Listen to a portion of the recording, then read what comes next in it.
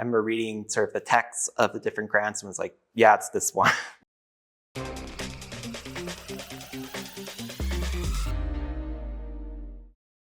The US Fulbright Student Program in Austria has a number of different grant types to choose from, each of which offers students a unique way to engage with their disciplines and projects. To help you determine which grant type is the best for you, we sat down with the 2023-24 US Fulbright students to learn about each grant type from the recipients themselves.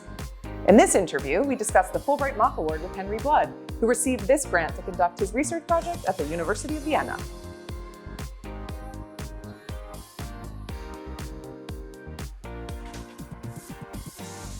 It seemed pretty clear that this was the Fulbright-Mach was like the one that was most fitted my needs. It seemed pretty obvious, I think, which one I should apply for. I had known someone who had done the same thing, who was in my doctoral program. So it was pretty clear. I was like, okay, if you want to do as this person did, you should apply to this program. And then also I followed up with the office and they said, yes, this is the one you should be applying for. So.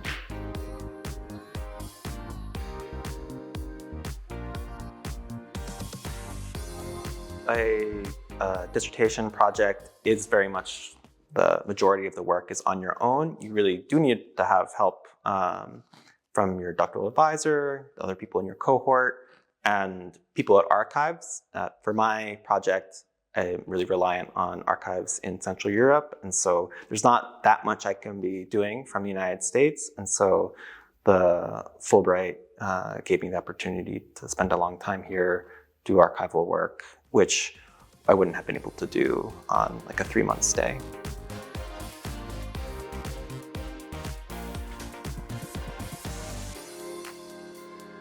So my affiliate is the University of Vienna. I found them through my advisor, who has various relationships with professors at the University of Vienna.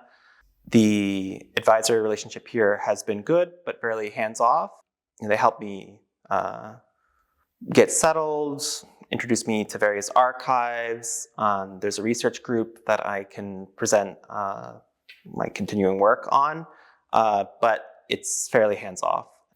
I was fairly last minute on finding my affiliate for my application. I should have done this earlier. It doesn't take a lot of time.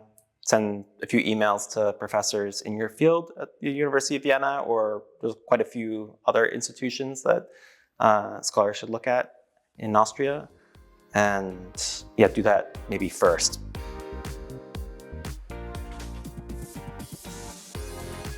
There was a clerical error filling out my my health insurance information, and it took quite a bit longer to get my health insurance card than I would have liked. And that's just something that can happen. It can happen here in Austria, happen in the United States. My advice is just to do all of your administrative work like as soon as you know you're coming to Austria.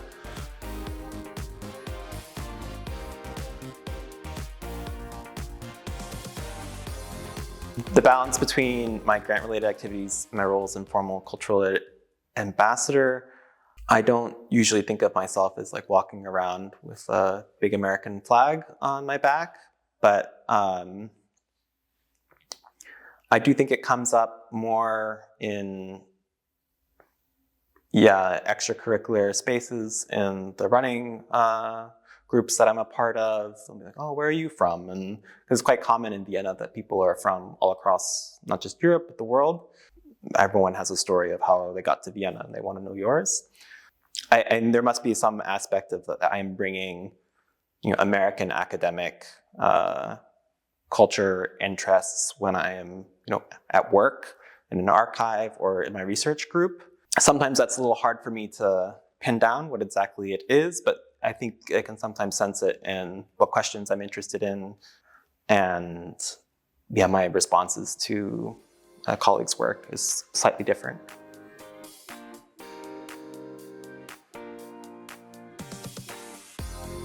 I had to think quite a bit about this one. I think the first time I was in Austria was 9 years ago, so I have had some time to be shocked and then to become acculturated. I think the first thing coming to Vienna, and I think it's also unique in Europe, was that there was no barrier to enter public transit. You just walk on. And then I've become very used to that, and then go back to the United States or go anywhere else in Europe and have to remember, okay, yeah, I have to swipe my card and go through the barriers. And I think that's like the first thing, which I think is quite common, people's culture shock. I think another very common culture shock is that most stores are closed on Sundays. That's something one gets used to quite early, sometimes because you experience that you want something on Sunday, you need a carton of milk or something, and then you have to go quite a bit farther away to one of the special shops that are open on those days.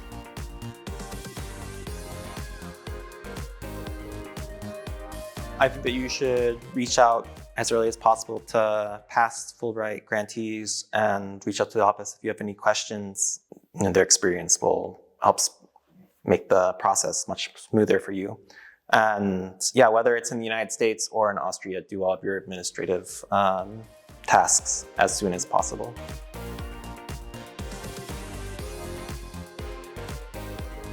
I think the biggest takeaway so far from my Fulbright experience is that when I was applying, I had recently finished my comprehensive exams and was a bit burnt out with my graduate school career, and that the time and space that Fulbright offered me allowed me to regain some joy in my research, to be in the place that when I was applying to grad school I wanted to be and to do research on. And like if someone's worried that they're going to spend too much time away from teaching, I think that's certainly a risk worth taking to find some joy again in your research.